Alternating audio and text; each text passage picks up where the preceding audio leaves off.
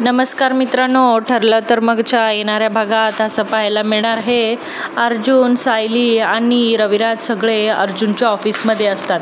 मग अर्जुनने प्रियाला बोलवलेलं असतं की कारण कोर्टाची ऑर्डरच तशी असते की आता प्रियाला चौकशीसाठी अर्जुन बोलावलेलं असतं. प्रियाला अर्जुन असाच प्रश्न विचारत असतो की जेणेकरून ती सगळं खरं सांगावं.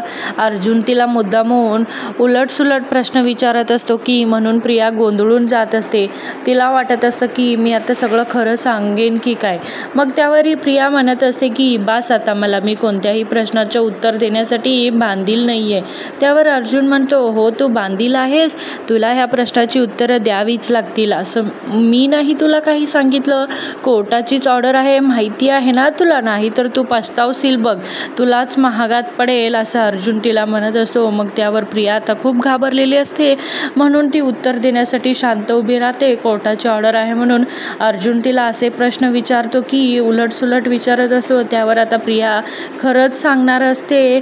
मग प्रिया म्हणत असते की सांगेन. मग बघूया येणाऱ्या भागात काय घडेल.